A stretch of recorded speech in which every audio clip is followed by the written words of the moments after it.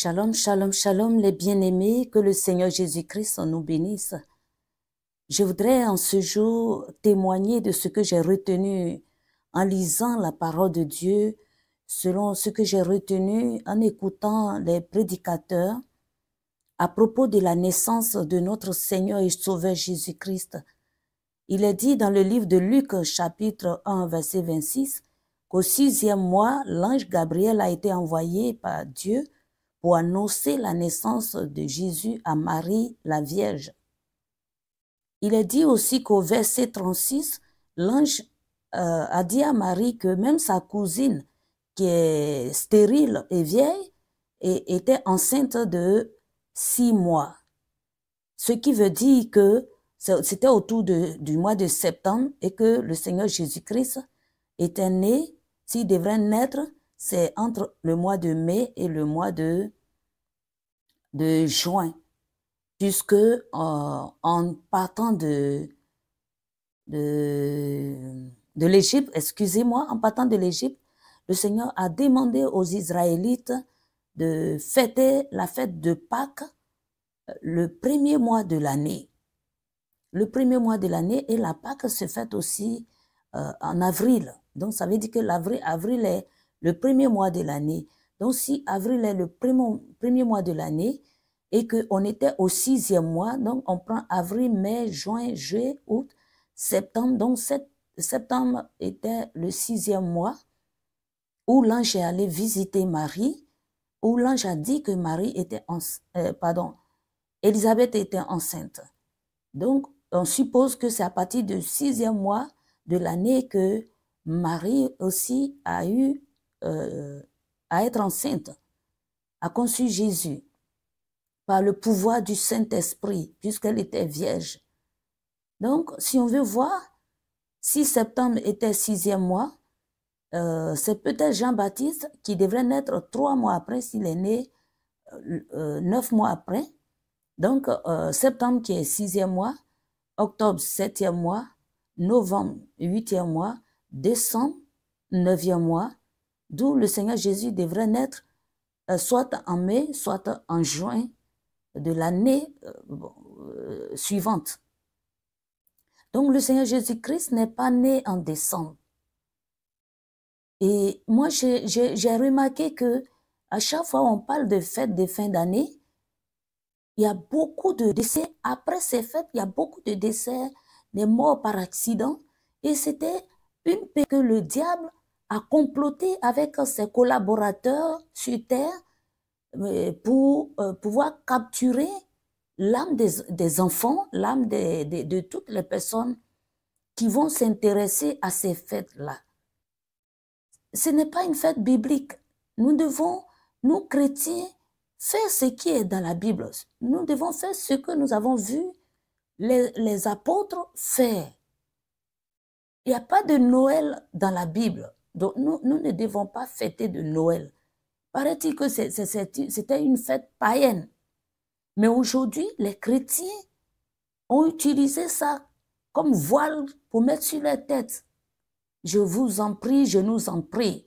Sortons de cela. La Bible nous demande de sortir du monde, de ne pas se conformer au siècle présent. L'apôtre Paul dit quoi? Il disait, je suis dans le monde, mais je ne suis pas du monde. J'ai été fort étonnée quand j'évangélisais dans un marché, une dame de la religion catholique, elle était parée, elle avait des mèches et tout. J'essayais d'en parler, dire non, maman. On ne peut pas vivre au milieu des gens et puis faire autre chose. Moi, je veux me conformer à ce que je vois autour de moi. Si les gens se mèchent, je vais me mècher. Si les gens se parlent de bijoux, je vais me parler des bijoux. Et elle m'a parlé, elle m'a lancé ainsi. Donc, qu'est-ce qui fait la différence entre le chrétien et le non-chrétien? Faisons ce que nous avons vu faire.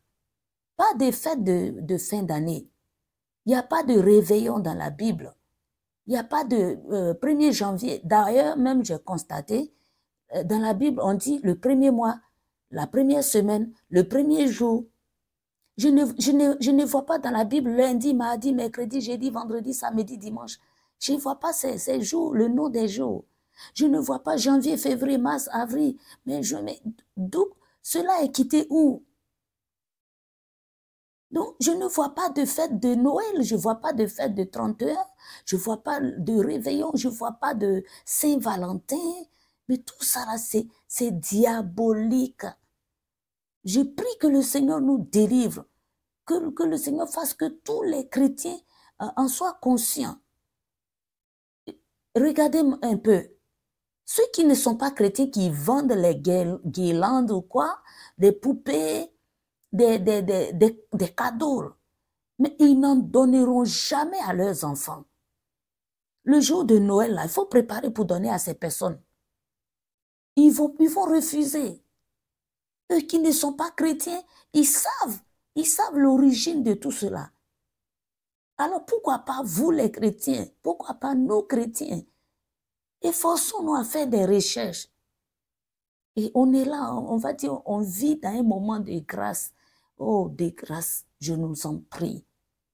Accrochons-nous à la parole de Dieu. Les temps sont finis. Le Seigneur Jésus-Christ revient très, très bientôt. Repentons-nous de toutes ces fêtes. Toi qui as déjà fêté ces genres de cérémonies, tu as déjà fait ces fêtes, anniversaires et tout. Repends-toi. Demande pardon à Dieu. Demande pardon au Seigneur Jésus-Christ. Sauve ton âme du feu de l'enfer. Un pasteur, à un 31 décembre, au cours d'une veillée dans une ville, sous onction, il est tombé. Ces éléments ils ont voulu le soulever. Sa femme a dit non, laissez-le, il est sous onction, alors qu'il est mort. Là, moi, je me suis dit, ah, s'il était en train de faire une veillée de prière, de réveillon 31, là, c'est qu'il est allé directement au paradis. Mais quand on est dans l'interdit et que la mort nous trouve, c'est pas sûr qu'on soit allé au paradis parce qu'on est dans le faux. Dieu n'est pas dedans. L'onction que les 31, les veilles de Noël, on ressent là, c'est archi faux. C'est pas le Seigneur qui nous donne cette onction. Alors, frères et sœurs, je sais que tout ce qu'on poste, c'est pour quelqu'un. C'est pas pour tout le monde. Ma prière est que celui pour qui cette vidéo a été conçue reçoive et change de vision, change d'attitude, se repente et se connecte au roi de gloire. Shalom, shalom, shalom.